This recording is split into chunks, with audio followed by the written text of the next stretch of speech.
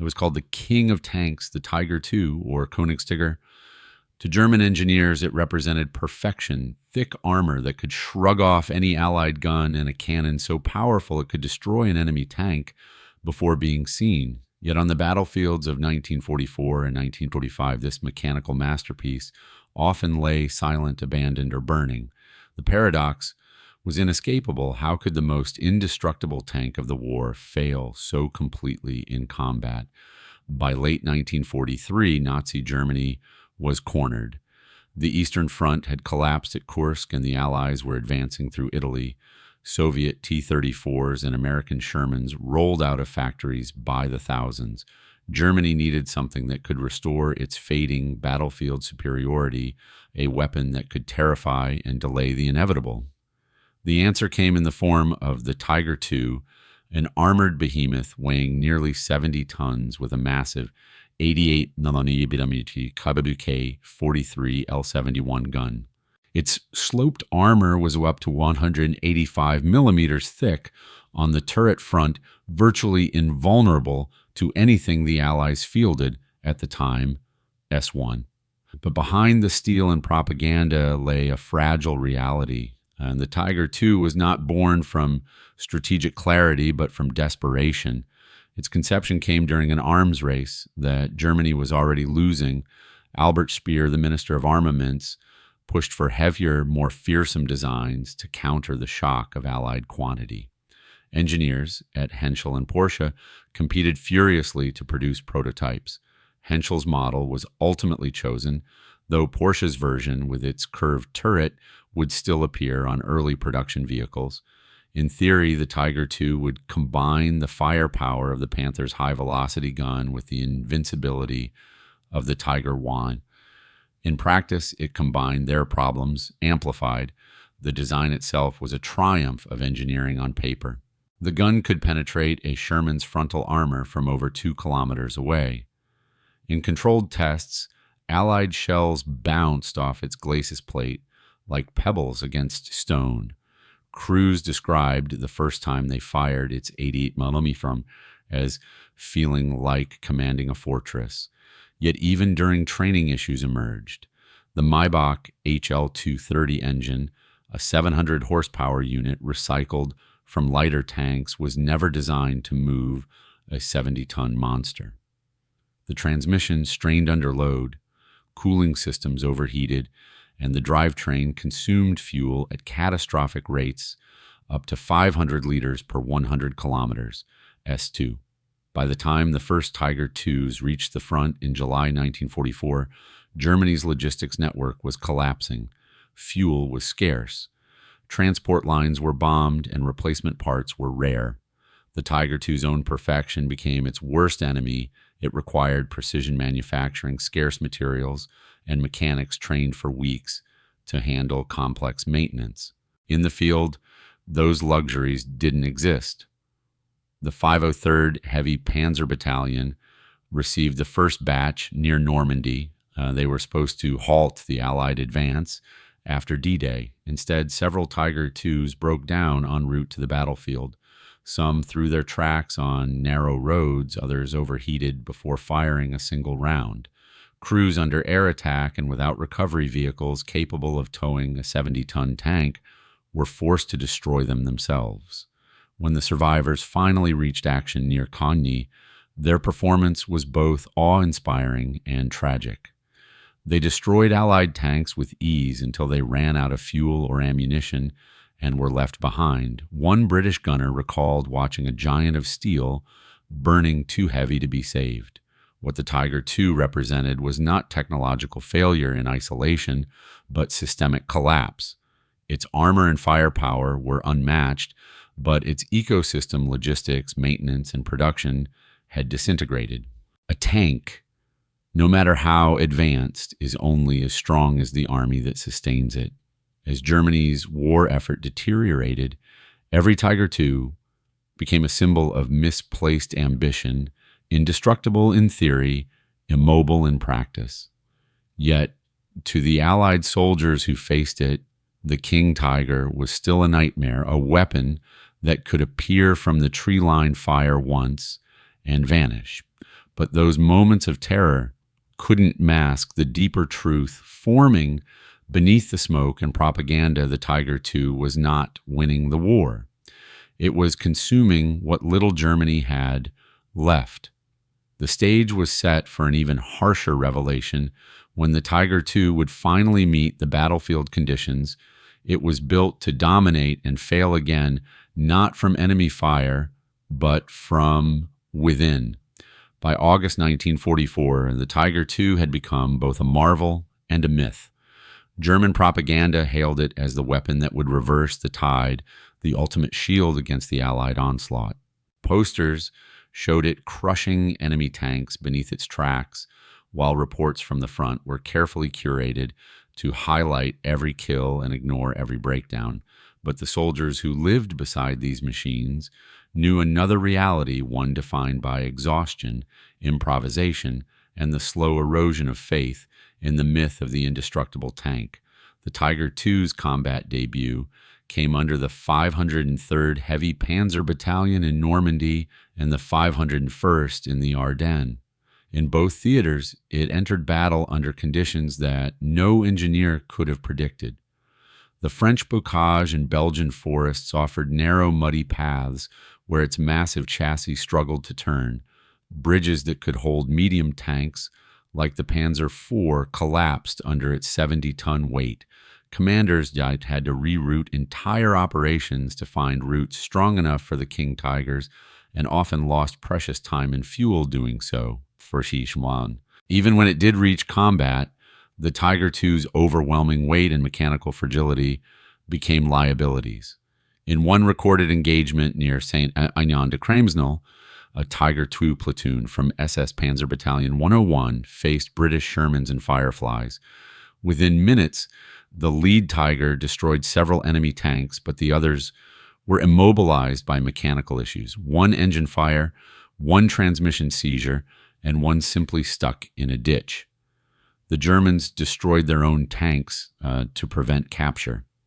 The technical superiority of the Tiger II's 88mm gun was real, but in modern warfare, reliability was worth more than perfection. In the Ardennes offensive, or Battle of the Bulge, this pattern repeated on a larger scale. Joachim Peiper's armored column, including Tiger II's from the 501st, advanced into Belgium in December 1944. They struck fear into American troops who reported monsters of iron emerging from the fog. The King Tiger's armor shrugged off 76mm rounds that shattered on impact, and when it fired, its gun tore through American M4 Shermans with surgical precision. But the offensive's pace depended on narrow, frozen roads, and once again, the Tiger II's mechanical weaknesses became fatal. Peiper's advance stalled when fuel convoys couldn't keep up, and immobilized tanks had to be abandoned. By the time the operation collapsed, nearly all of Peiper's Tiger II's were lost not to enemy fire, but to empty fuel tanks and seized engines, S4. Each failure revealed an uncomfortable truth. The Tiger II had been designed for a kind of war that no longer existed. It was a tank built for duels across open plains, not for retreat through forests and bombed-out cities. In a total war of attrition, its elegance turned into fragility. German crews, often experienced veterans from the Eastern Front, admired its firepower, but cursed its temperament. A veteran of the 503rd described the King Tiger as a lion chained by its own weight. Its production mirrored that contradiction. Only around 490 Tiger II's were ever built, compared to over 50,000 Shermans and 84,000 T-34s S5.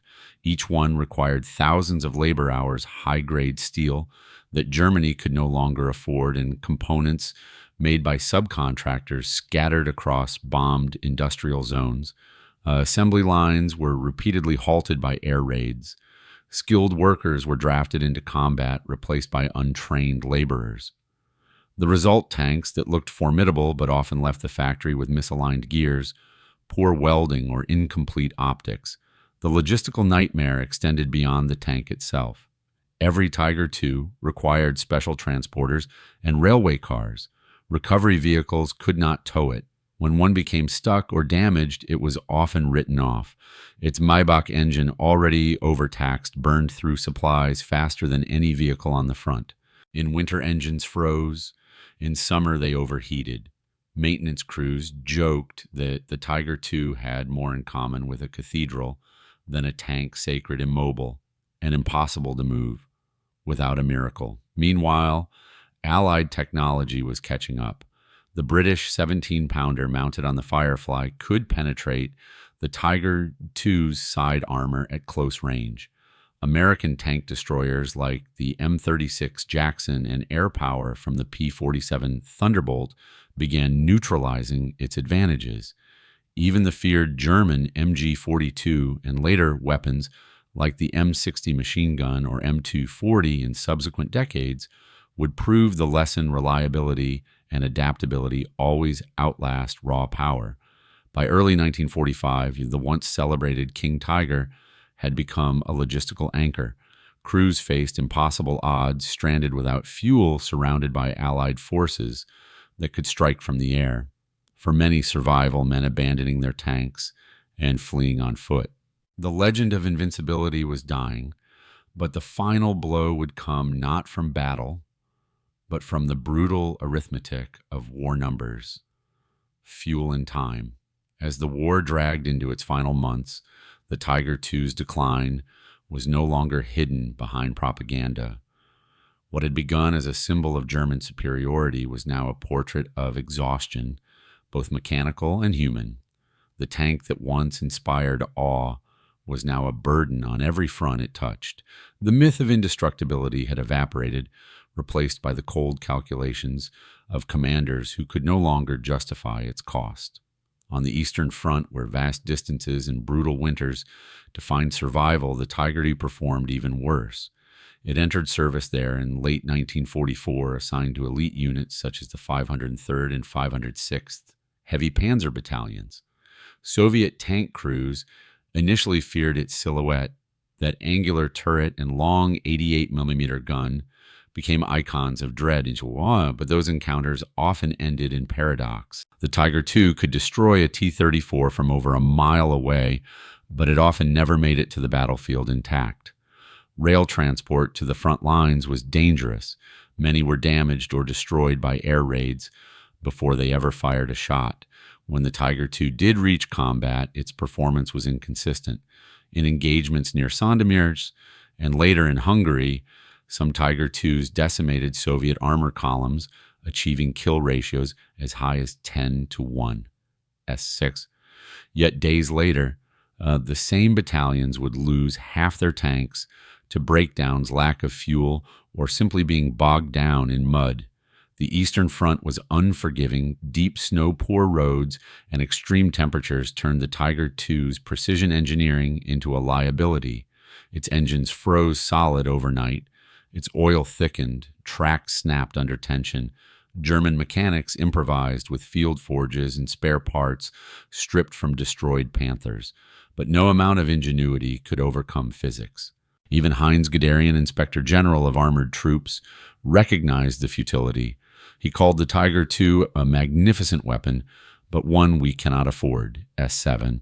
His reports to the High Command were blunt. For every Tiger II produced 10 medium tanks could be built. For every kilometer it advanced, dozens of trucks had to supply it. And for every loss, there was almost no replacement. The German army was trapped in a paradox of its own making, worshiping complexity in a war that now demanded simplicity. By early 1945, German units began hiding their Tiger IIs in ambush positions rather than maneuvering them. They became static fortresses, firing from ridges or crossroads until their engines failed or their ammunition ran dry. Some were blown up by their own crews to avoid capture. Others fell into Allied hands, still loaded with unused shells. When American and Soviet engineers examined the wrecks, they found craftsmanship and technology far ahead of its time. Interlocking armor plates, advanced optics, and a stabilized gun mount, but also glaring flaws. The welding seams were brittle, the suspension overstressed, and the electrical systems prone to shorting. What should have been Germany's ultimate weapon had become a field laboratory in how not to fight a war of attrition. Even morale suffered. Tank crews who once took pride in their machines began to dread them. The constant maintenance, the fear of engine fires, and the impossibility of retreat made the Tiger II more of a prison than a weapon. A veteran later said, it was like sitting inside a coffin made of steel, beautiful, but waiting to be buried. Meanwhile, Allied tactics adapted. Instead of confronting the Tiger II head-on, they called in airstrikes or artillery. Fighter bombers like the P-47 and Hawker Typhoon could disable a King Tiger long before it reached effective firing range. In France, a single rocket or bomb strike could destroy what months of labor had built. The industrial war had shifted entirely to favor those who could mass produce, not those who could perfect. The Tiger II's downfall echoed through later military design. In the decades that followed, Western armies sought balance rather than dominance. The American M60 machine gun and later the M240 became symbols of rugged reliability, the exact opposite philosophy that doomed the King Tiger. Even gun truck convoys in Vietnam would rely on that principle: simple, maintainable, and numerous, over complex and elite. But back in 1945, no such lessons had yet been learned. Germany continued producing Tiger IIs until the end, hoping for miracles that never came.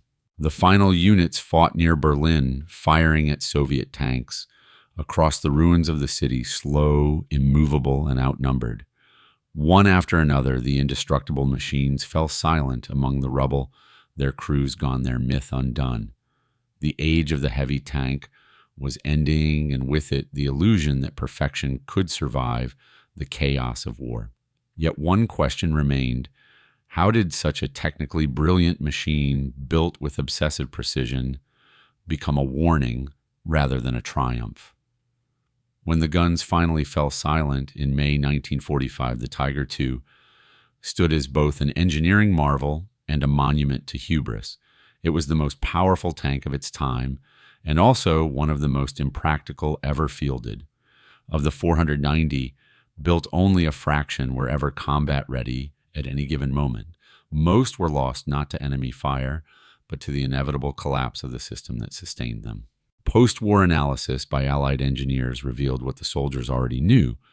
The Tiger II's strength was also its weakness. Its massive armor demanded a fragile drivetrain. Its precision machining made it vulnerable to dust and weather. Its firepower outpaced its ability to maneuver. It was a masterpiece for a war that no longer existed, a weapon designed for victory on paper, not survival in the field. In many ways, it was a lesson about the illusion of superiority. Germany's obsession with technical perfection blinded it to the reality of logistics production and adaptability. The Tiger II proved that even the most advanced machine is useless without fuel maintenance and trained crews. It was not defeated by Allied guns, but by the exhaustion of a nation that had run out of time, steel, and men.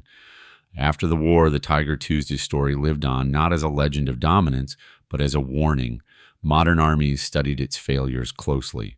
The United States built the M48 and later the M60 with reliability and repairability in mind. The Soviet Union designed tanks that could be mass-produced and maintained by conscripts. Even the humble M240 machine gun carried that same philosophy: simplicity saves lives. Today, a few Tiger IIs still sit in museums, their vast hulls silent, their armor scarred but intact. Visitors often stand in awe before them, imagining their might. Yet behind that awe lies a quiet truth power. Without endurance is illusion. The Tiger II did not lose because it was weak. It lost because it could not endure. In that failure lies its final legacy, a reminder that war at its core is not won by perfection, but by resilience, adaptation, and the ability to move forward when everything else breaks down.